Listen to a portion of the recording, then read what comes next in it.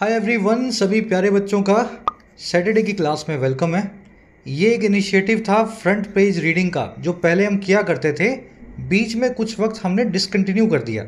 अब इसको फिर से स्टार्ट करेंगे। और फ्रंट पेज रीडिंग क्या होती है? अगर आपको द हिंदू के, इंडियन एक्सप्रेस के, टाइम्स ऑफ इंडिया के एडिटोरियल्स पढ़ने में दिक्कत होती है, आपको ठीक से समझ में नहीं आते हैं, तो आपको पढ़ना चाहिए किसी भी न्यूज़पेपर का फ्रंट पेज। पढ़ने में आसान होता है और इससे आपकी रीडिंग बिल्ड होगी।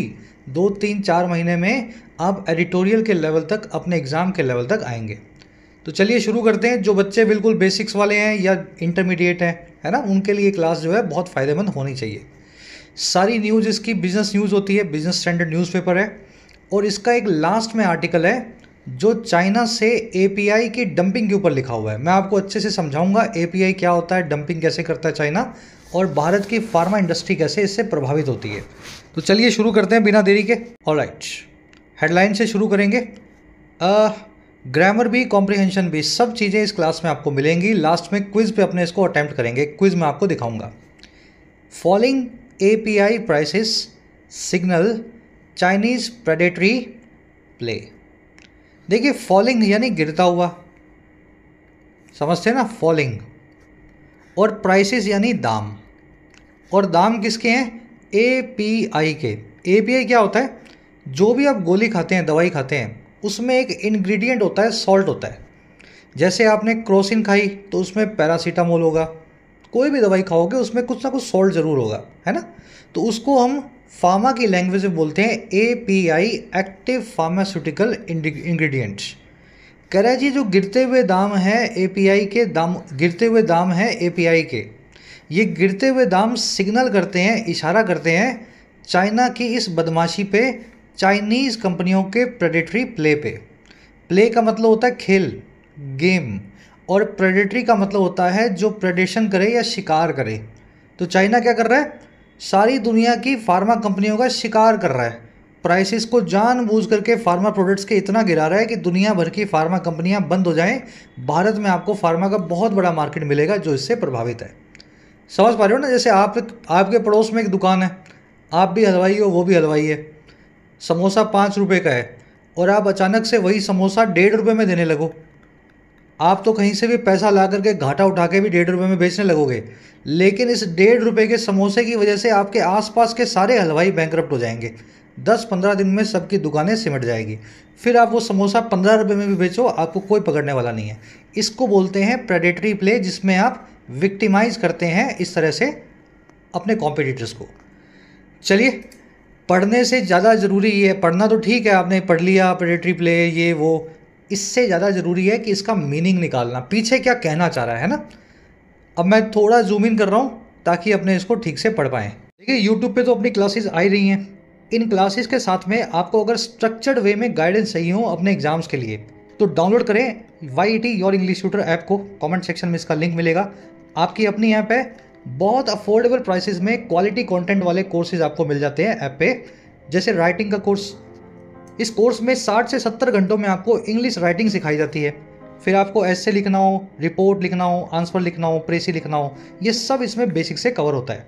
50,000 से भी ज़्यादा बच्चे इस कोर्स में एनरोल्ड हैं, फ़ायदा ले चुके हैं। इसी तरीके से आपको मिशन सिविल सर्विसेज कोर्स मिलेगा, जो कि राइटिंग कोर्स का ही बड़ा फॉर्म है। इसमें आपको सारे टॉपिक जो सिविल सर्विसेज के लिए ज़रूरी हैं राइटिंग के हिसाब से, जैसे answer writing, प्रेसी writing, CSAT, descriptive, ये सारे टॉपिक आपको 200 घंटे के इस कोर्स में अच्छे से तैयार करवाए जाते हैं। कोर्स पे भी कुछ कूपन चल रहे हैं, फ़ायदा ले लेना। बैंकिंग और SSC के कोर्स में फुल प्रैक्टिस सेट्स मिलेंगे आपको। प्रीलिम्स, मेंस के, क्लरिकल PO के 1-1 साल के प्रैक्टिस कोर्स हैं। हर क्वेश्चन को आप प्रीवियस ईयर पेपर्स के साथ में तैयार कर सकते हैं। ऐप का लिंक कमेंट सेक्शन में है। कोई क्वेरी हो तो ये व्हाट्सएप नंबर है, इस नंबर पे आप टीम से जुड़े, उनसे कुछ पूछना हो तो पूछ पाएंगे।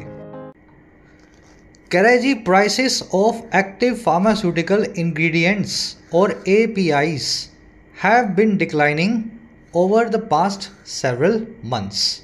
वही बात है, प्राइसेस यानी दाम, और दाम किसके? APIs के। API मैंने बताया आपको, किसी भी दवा में पड़ने वाला सॉल्ट।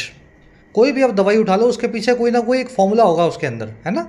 दर्द की दवाई है तो डिक्लोफिनेक होगा, शुगर की दवाई है तो उसके अंदर मेटफॉर्मिन होगा, बुखार की दवाई है तो उसमें पैरासीटामोल होगा। कह रहे ये दाम हैं APIs के, ये डिक्लाइन कर रहे हैं और कैसे डिक्लाइन कर रहे हैं, डिक्लाइन करना यानी गिरना। Over the past several months, पिछले कई महीनों से। ओवर का मतलब यहाँ पे ड्यूरिंग है, ठीक है। ड्यूरिंग को आप ओवर भी लिख सकते हैं। During January, over the month of January. During the weekend, over the weekend, ठीक है।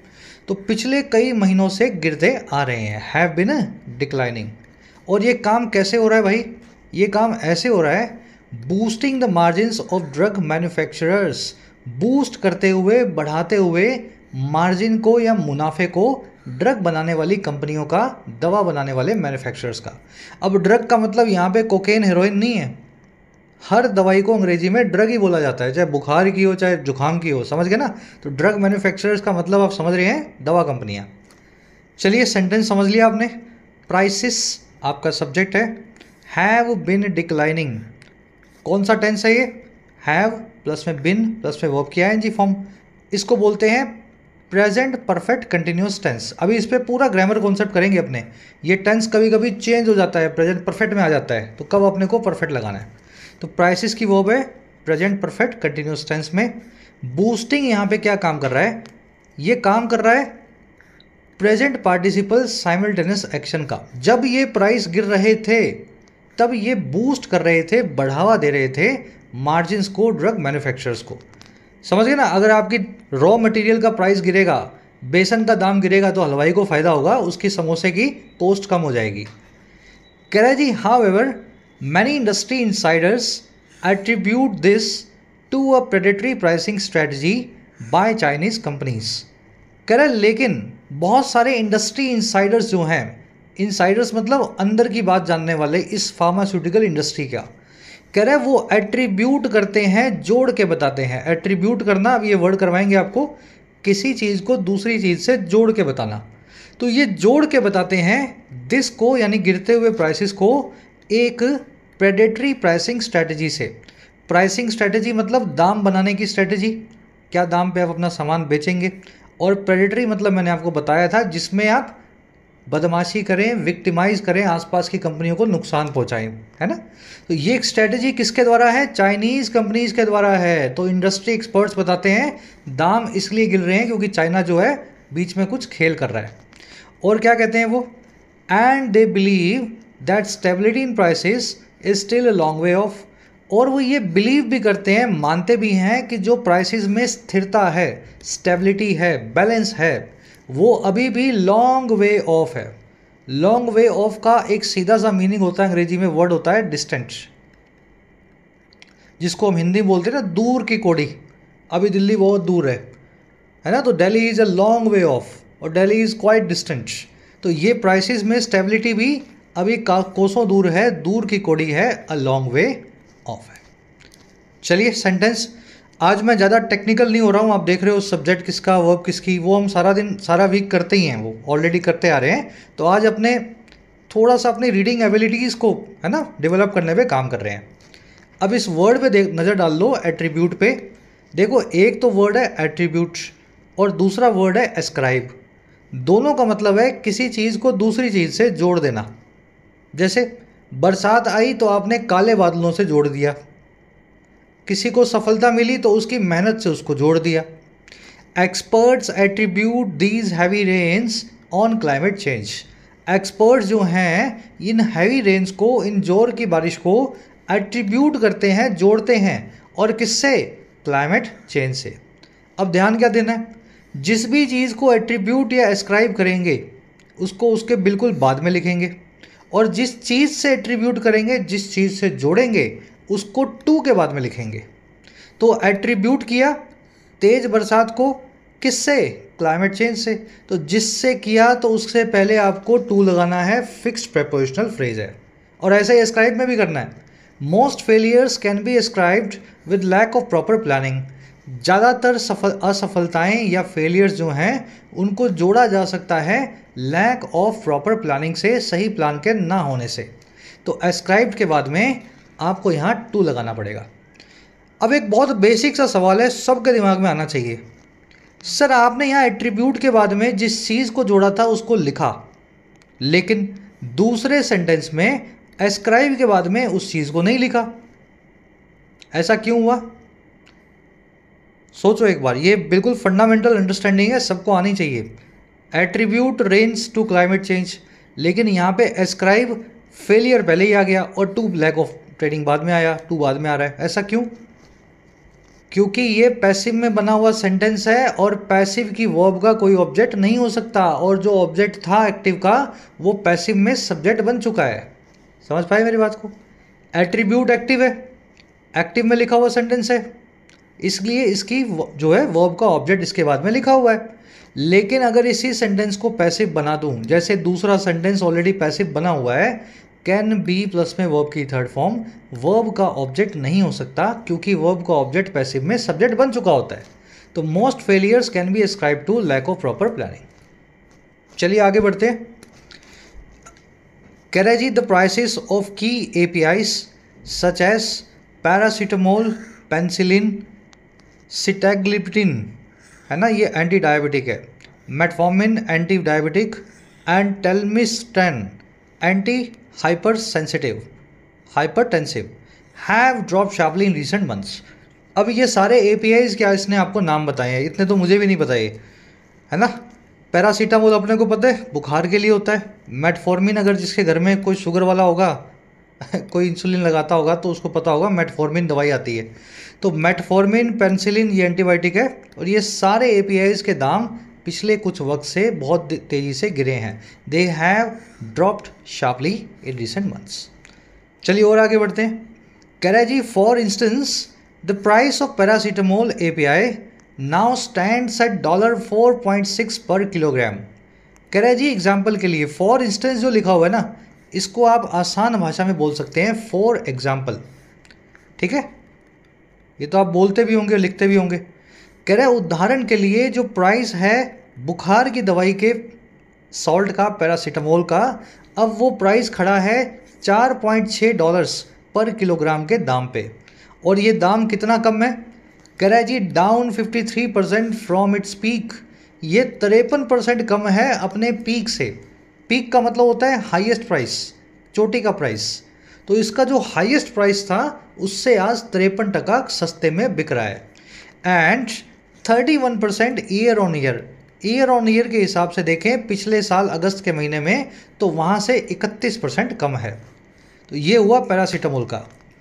कह रहा है जी similarly the price of amlodipine, और ये क्या है? एंटी हाइपरटेंसिव, BP की दवाई का सॉल्ट है ये एम्लोडिपिन। कह रहा है इसी प्रकार से ब्लड प्रेशर की दवाई का जो सॉल्ट है वो भी has decreased 60% from its peak to $64 पर kg।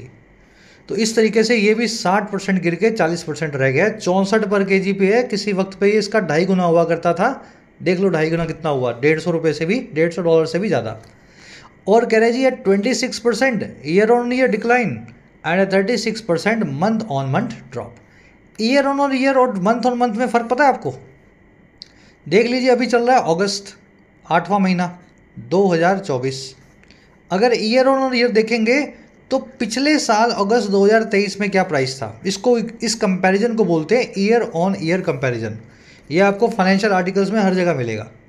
और मंथ ऑन मंथ देखना हो तो इसी महीने से पहले वाला महीना यानी जुलाई 24 में क्या प्राइस था। ठीक है, तो ये ईयर ऑन ईयर कंपैरिजन, ये मंथ ऑन मंथ कंपैरिजन। तो ये इसका भी बहुत सारा प्राइस गिर चुका है। और ये कौन बता रहा है? According to analysis by Axis Capital. Axis Capital नाम की कंपनी का एक एनालिसिस बता रहा है। चलिए समझ में आ रहा है सब कुछ, बढ़े आगे। जल्दी से लिख के बता दो मुझे। एनालिसिस और ऐसे ही एक वर्ड है एक्सिस, यहाँ लिखा भी हुआ है, और ऐसे एक वर्ड है बेसिस। इन सभी वर्ड्स का प्लूरल कैसे बनेगा? एनालिसिस यहाँ पे सिंगुलर है, आगे एन लगा हुआ है, एक्सिस, बेसिस ये भी सिंगुलर होते हैं। इनका प्लूरल आप कैसे बनाएंगे? जिन बच्चों को याद है कमेंट्स में डालना, क्लास के बीच में कहीं पे करवाऊंगा। चलो, कह रहे Sudarshan Jain, secretary general of Indian pharmaceutical alliance which represents large pharma companies और large pharmaceutical companies in India set. कह रहा है सुदर्शन जैन साहब जो हैं, जो सेक्रेटरी जनरल हैं भारत की फार्मा कंपनीज़ के अलायंस के, इनकी यूनियन समझ लो, सारी लार्ज फार्मा कंपनियां जो है ना, डॉक्टर रेड्डी, सिप्ला, विप्ला। कह रहा है जी इनके जो सेक्रेटरी हैं इन्होंने ऐसा कहा, क्या कहा भाई, दैट लगा के बताएगा। ये कहा that turbulence in API prices is likely to continue for some time, कि जो टर्बुलेंस है या डिस्टर्बेंस है, अस्थिरता है एपीआई के प्राइसेस में, ये जारी है, लाइकली है, संभावित है कि ये जारी रहेगी और कुछ वक्त, फॉर सम टाइम। और क्यों जारी रहेगी ये turbulence? Due to countries dependence on imports, country की डिपेंडेंस की वजह से इंपोर्ट्स पे। समझे आप? टर्बुलेंस जो है वो जारी रहेगी क्योंकि हम बहुत सारा इंपोर्ट करते हैं, यहाँ पे इंपोर्ट किया जा रहा है चाइना से। अभी मैं आपको इसकी कहानी बताऊंगा 2, 4, 5, 10, 20 सेकेंड्स के अंदर कि एपीआई इंपोर्ट्स इंडिया और चाइना का क्या कनेक्शन है। अब ये सेंटेंस अपने पूरा करते हैं, पैराग्राफ। तो इन्होंने ये बोला भी चाइना से इंपोर्ट बहुत करते हैं, इस वजह से ये स्थिरता या अस्थिरता बनी रहेगी। टर्बुलेंस क्या होता है? अस्थिरता बोल दो, इम्बैलेंस बोल दो, है ना, disturbance. Karaji he added that while prices have been falling, they tend to, अब आगे बढ़ेंगे, नेक्स्ट उस पर आएगा ना, rise again after a few months। उन्होंने ये भी कह दिया कि जहाँ प्राइसेस गिर रहे हैं, prices have been falling, present perfect continuous tense, जहाँ दाम गिर रहे हैं लेकिन फिर भी वो टेंड टू होते हैं। टेंड टू होना किसी चीज़ की कोई आदत होना, वहीं इन दामों की आदत होती है कि वो राइज करते हैं या बढ़ने लगते हैं कुछ महीनों के बाद। और कैसे बढ़ेंगे?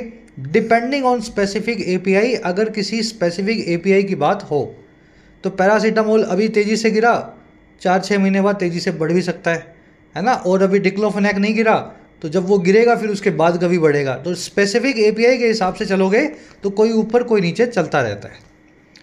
कैरा industry expert pointed out that Chinese companies typically resort to predatory pricing whenever API production increase in India। कह रहा एक इंडस्ट्री के एक्सपर्ट ने पॉइंट आउट भी किया, इंडस्ट्री के एक, समझ गए ना, जाने माने आदमी ने इस चीज़ की तरफ इशारा भी किया कि जो चाइना की कंपनियां हैं टिपिकली यानी आमतौर पे, टिपिकल देखना ये वर्ड, टिपिकली यानी आमतौर पे, वो रिजॉर्ट टू करती हैं या उतर आती हैं प्रेडेटरी प्राइसिंग पे, शिकार करने वाले दामों पे। और कब? जब जब भारत में एपीआई की प्रोडक्शन जो है इंक्रीज होती है, बढ़ने लगती है। अब देखो कहानी क्या है। दवा बनने के 3 प्रोसेस हैं। पहला प्रोसेस है रॉ मटेरियल, ठीक है, इसमें होंगे केमिकल्स, वो केमिकल्स को मिलाएंगे, सिंथेसिस करेंगे, एक्सट्रैक्ट करेंगे, उससे निकलेगा एपीआई, ठीक है। रॉ मटेरियल में कुछ केमिकल्स, वहाँ से निकलेगा एपीआई। मान लीजिए केमिकल हुआ यहाँ पे बेंजीन नाइट्रो ऑक्साइड, ऐसे ही बोल रहा हूँ मैं कुछ भी, ठीक है। और बेंजीन नाइट्रो ऑक्साइड को आपने कार्बन मोनोऑक्साइड में मिला करके और जला करके आपने बना दिया पैरासीटामोल, तो ये एपीआई बन जाएगा पैरासीटामोल। अब ये एपीआई कौन बनाता है दुनिया में? इंडिया और चाइना, 2 कंट्रीज सबसे ज़्यादा। और ये रॉ मटेरियल कहाँ से आते हैं? रॉ मटेरियल आते हैं चाइना से। इंडिया को भी एपीआई बनाने के लिए चाइना से ही रॉ मटेरियल लाना होता है। और फिर ये एपीआई भारतीय कंपनियां दुनिया भर की कंपनियों को, चाइना की कंपनियां दुनिया भर की कंपनियों को एक्सपोर्ट करते हैं ताकि दवा बन सके, वैक्सीन बन सके। अब चाइना हमसे गेम कहाँ खेलता है? सच में समझने वाली बात है ये। हमारा कंपैरिजन जो है चाइना से रॉ मटेरियल में नहीं है, वो तो चाइना ही बनाएगा। हम खुद ही चाइना से रॉ मटेरियल मंगा के एपीआई बनाते हैं। हमारा जो कंपटीशन है चाइना से वो है एपीआई की मैन्युफैक्चरिंग में। तो चाइना क्या बोलता है? रॉ मटेरियल भी मैं दूंगा, और जब जब तुम एपीआई बहुत बनाने लगोगे, जब तुम्हारे सेक्टर में बूम आएगा, तब मैं एपीआई को घाटे में बेचने लगूंगा बाज़ारों में। जैसे ही एपीआई बाज़ार में घाटे में बिकेगा, तुम्हें भी बेचना पड़ेगा। भाई मेरा समोसा 1.5 रुपये का बिकेगा तो तुम्हारा 5 में कैसे बिक जाएगा? और जब तुम 5 रुपये वाला समोसा 1.5 में बेचोगे, एपीआई सस्ते करोगे, तुम्हारी दुकानें बंद हो जाएंगी। इससे फार्मा कंपनियों को फ़ायदा हो रहा है, उनको बड़ा सस्ता माल मिल रहा है। लेकिन भारत के एपीआई मैन्युफैक्चरर्स परेशान हैं कि ये चाइना घाटा कर करके हमारी दुकान बंद कर रहा है। समझ गए ना? तो रॉ मटेरियल में चाइना की डोमिनेंस, एपीआई में भारत और चाइना कॉम्पिटिटर्स, और ये फार्मा सेक्टर है, दुनिया भर की फार्मा कंपनियां जो हम दोनों से ये एपीआईज खरीदती हैं। तो इसने यही बोला इंडस्ट्री एक्सपर्ट ने कि जब जब हम कुछ अच्छा करने लगते हैं, चाइना जो है दाम गिरा देता है, घाटे में बेचने लगता है, इस चीज़ पे रिसॉर्ट टू करता है, उतर आता है। चलिए, ये आपको मैंने कॉन्टेक्स्ट इसलिए दिया क्योंकि समझे ना, पढ़ने से क्या होगा अगर उसके पीछे की कहानी समझ में नहीं आई। अब ज़िंदगी में कभी भी फार्मा से रिलेटेड आर्टिकल पढ़ोगे तो वहाँ एक काम लगेगा आपके। अब ये रिजॉर्ट टू नाम के वर्ड को देख लो। रिजॉर्ट टू का मतलब होता है किसी चीज़ पे उतर आना। हिंदी बोलते हैं ना उंगली को टेढ़ी करना। तो जब आप उंगली टेढ़ी करने लगते हैं, किसी चीज़ पे उतर आते हैं, तब आप इसको यूज़ करते हैं। इसको टेक रिकॉर्स टू करना भी बोलते हैं। देखो, जिस भी चीज़ पे उतरेंगे, टू के बाद में आपको वो चीज़ बतानी है या तो नाउन फॉर्म में, और अगर किसी काम पे उतरे हैं, कोई चीज़ नहीं है, कोई वर्ब है, तो वर्ब लगानी है वर्ब की आईएनजी फॉर्म में। टू यहाँ पे प्रेपोजिशन होता है। In times of financial crisis many people resort to loans as a last resort. चलो ये लास्ट रिसोर्ट निकाल देता हूँ, क्योंकि रिसोर्ट वर्ड का दूसरा मीनिंग लग रहा है यहाँ पे। रिसोर्ट का मतलब चारा भी होता है ना, तो चारा वाला मीनिंग अपने निकाल देते हैं। इतना ही पढ़ लो। फाइनेंशियल क्राइसिस के वक्त, आर्थिक परेशानी के वक्त बहुत लोग उतर आते हैं लोन्स पे या कर्ज पे, कर्ज लेने लगते हैं। रिजोर्ट टू किया, लोन नाम का नाउन यूज हुआ, सेंटेंस बिल्कुल ठीक है। दूसरा वाला देखो, in times of financial crisis many people resort to take loans. Financial crisis के वक्त बहुत लोग उतर आते हैं लोन लेने पे। यहाँ तो लोन पे उतर आए, यहाँ पे लोन लेने पे उतर आए। टेक नाम की वर्ब लगा दी, वर्ब लगाते ही रिजोर्ट टू एक्टिवेट हो गया। इसने बोला मेरा तो टू प्रेपोजिशन है, तुमने वर्ब कैसे लगाई, मुझे नाउन चाहिए। तो आपको क्या करना पड़ेगा, इस वर्ब को नाउन बनाना पड़ेगा। और कैसे बनेगा, आप इसको आईएनजी फॉर्म में चेंज करें, ये जेरेंड बन जाता है, नाउन का काम करता है। जिनको पता है अच्छे से, जेरेंड और नाउन एक ही बात है ऑलमोस्ट। तो many people resort to taking loans. तो ये कॉन्सेप्ट आपको सीखना है। नाउन पढ़ाओ तो कोई पंगे नहीं लेने, वर्ब पढ़िए तो आईएनजी। अब ये रिजॉर्ट टू और टेक रिकॉर्स टू भी एक ही बात है, टेक रिकॉर्स टू भी लिख सकते हैं रिजॉर्ट टू को। Both the companies took recourse to legal action against each other. दोनों कंपनियां उतर आई या टुक रिकॉर्स टू किया लीगल एक्शन पे, कानूनी कार्रवाई पे एक दूसरे की तरफ।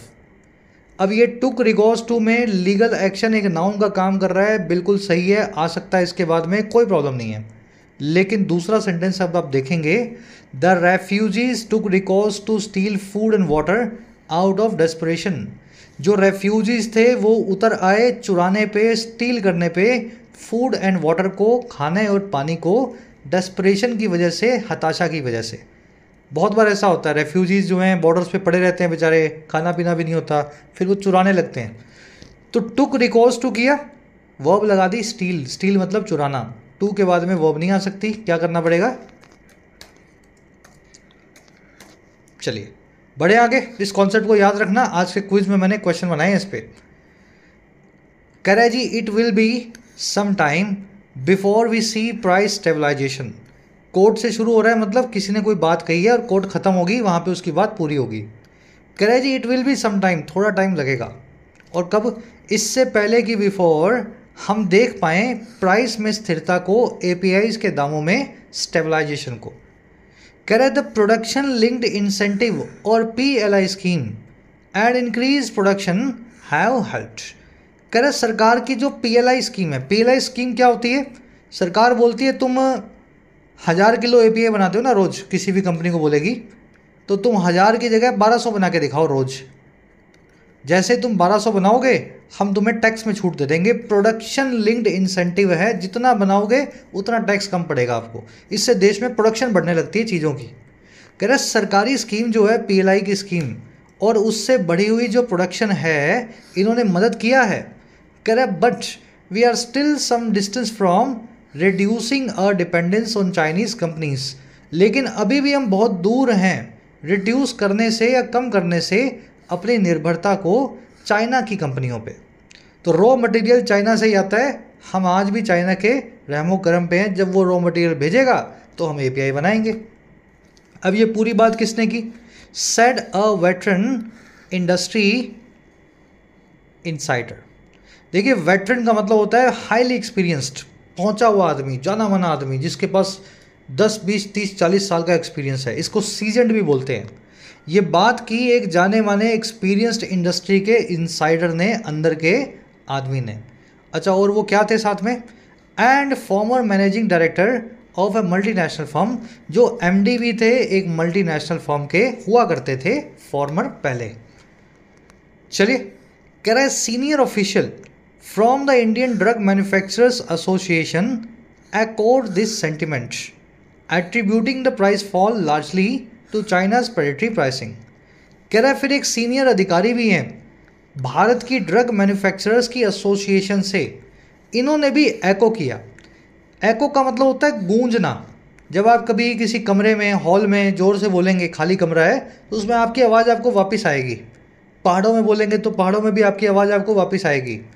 तो जब आपकी बात को कोई दूसरा आदमी भी सपोर्ट कर दे, उसको दोहरा दे, उसको अंग्रेजी में बोल देते हैं एको करना। तो एक सीनियर ऑफिसर था, उसने भी दोहराया इस बात को, एको किया, सपोर्ट किया इसी सेंटिमेंट या भावना को। और कैसे?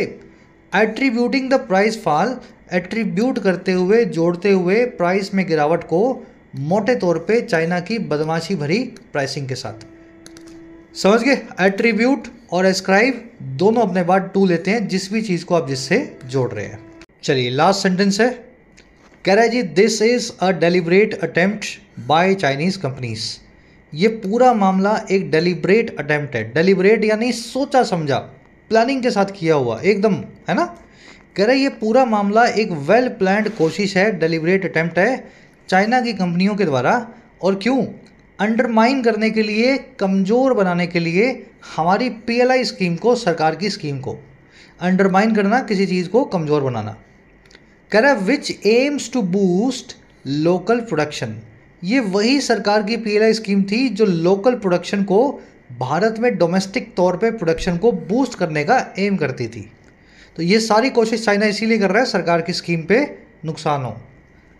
चलिए, अंडरमाइन करना, किसी को कमज़ोर बनाना। माइन मतलब सुरंग, अंडर मतलब नीचे। आप खड़े हो और आपके पाँव के नीचे सुरंग खींच दी जाए, आपके पाँवों के नीचे से ज़मीन खिसका दी जाए, तो आपको गिराने की बात होगी, कमज़ोर बनाने की बात होगी। ऐसे इस वर्ड को याद रखना। बूस्ट करना, किसी चीज़ को बढ़ावा देना।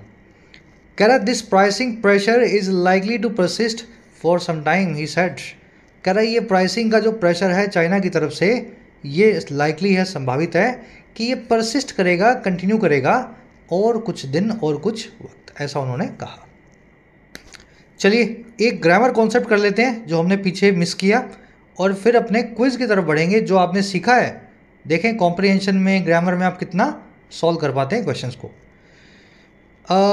जो मैंने आपसे पूछा था एनालिसिस का प्लूरल क्या होता है, तो याद रखें इंग्लिश में कई सारे फॉरेन वर्ड्स हैं, जैसे कि एनालिसिस, विश्लेषण। पीछे क्या आ रहा है? IS, ये है सिंगुलर, एन एनालिसिस।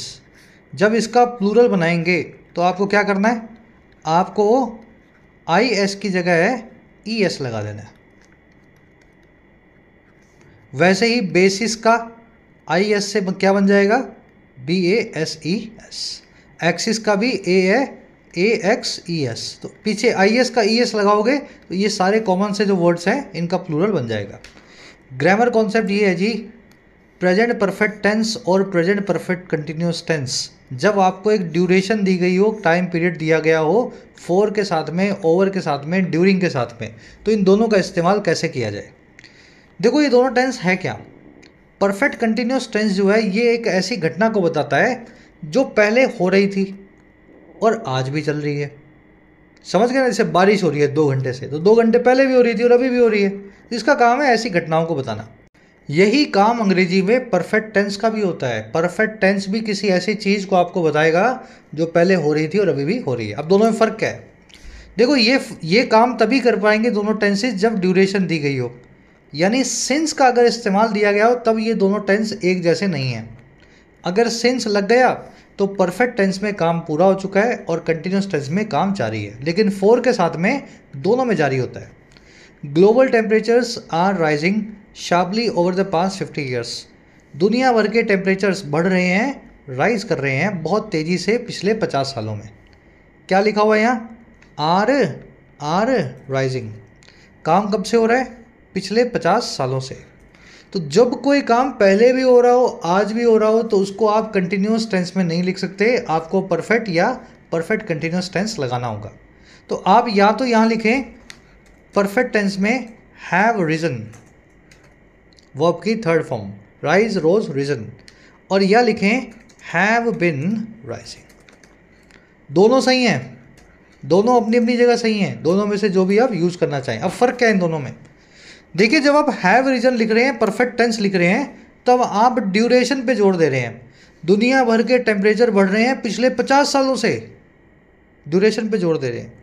और जब आप परफेक्ट कंटिन्यूस टेंस यूज़ कर रहे हैं तब आप एक्शन पे जोर दे रहे हैं। दुनिया भर के टेम्परेचर बढ़ रहे हैं 50 सालों से, फ़र्क आया ना।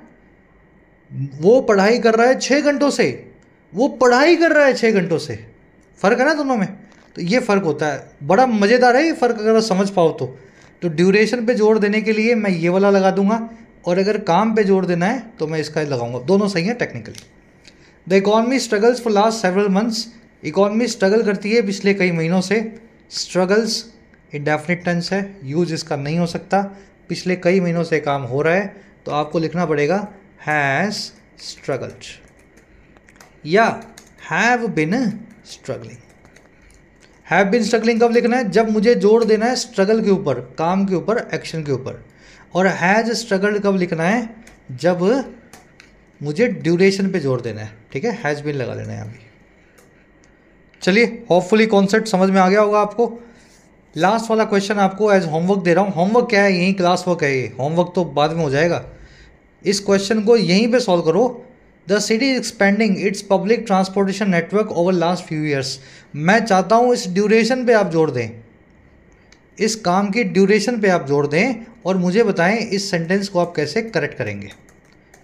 सिर्फ वर्ब को करेक्ट करके कमेंट्स में डाल देना, वहीं से आपका आंसर निकल आएगा। चलिए रैप अप करें क्लास को, आ जाओ अपने क्विज पे। क्लास कैसी लगी आज की ज़रूर बताना। ये कुछ नया था इनिशिएटिव, पहले करता था मैं, हम अपनी क्लासेस में रेगुलर कर रहे थे इसको हर सैटरडे, बीच में कुछ वक्त से ब्रेक आया। अगर आप चाहेंगे तो इसको सैटरडे या संडे को एक दिन इस क्लास को रखा जाएगा, बिल्कुल बेसिक से आप पढ़ पाएँ। फर्स्ट क्वेश्चन है, इन चारों में से कौन सी ऐसी चीज़ है जो सीधे सीधे कॉन्सिक्वेंस नहीं है, एक नतीजा नहीं है चाइना की इस डंपिंग वाली हरकत का। चाइना ने जो डंपिंग किया, डंपिंग समझ गए ना, दाम घटा दिए, इनमें से कौन सी ऐसी चीज़ है जो इसका एक डायरेक्ट कॉन्सिक्वेंस या सीधा सीधा नतीजा भारत के लिए नहीं होगा। दिमाग लगाने वाला क्वेश्चन है, एक बार खुद से पढ़ के कोशिश करो।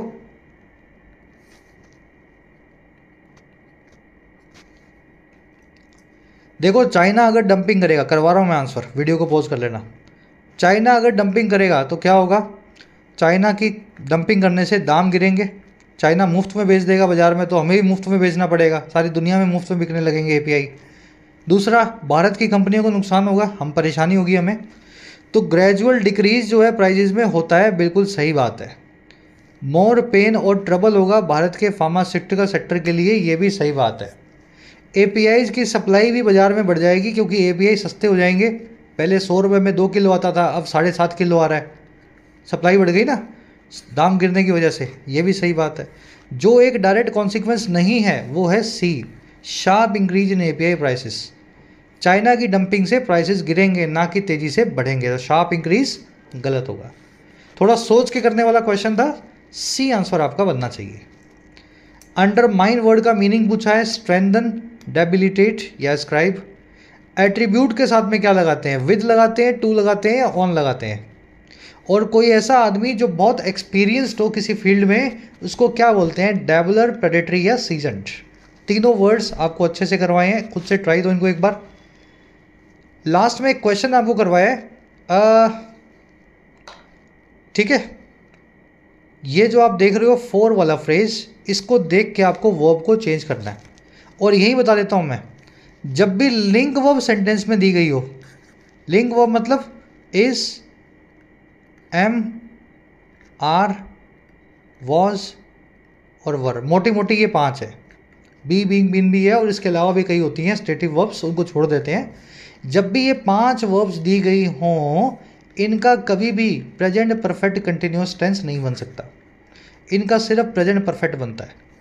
इसका आप प्रेजेंट परफेक्ट बनाएंगे हैज़ बीन, वॉज का बनाएंगे, वॉज का बनाएंगे हैड बीन, ठीक है।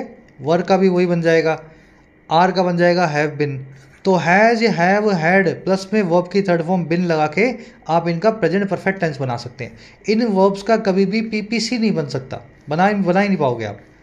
तो ये हिंट दे रहा हूँ मैं आपको, अच्छा क्वेश्चन है, खुद से ट्राई देना। 5 क्वेश्चंस के answer in the first comment of the video जाके चेक करें। क्लास कैसी लगी आज की ज़रूर से बताना।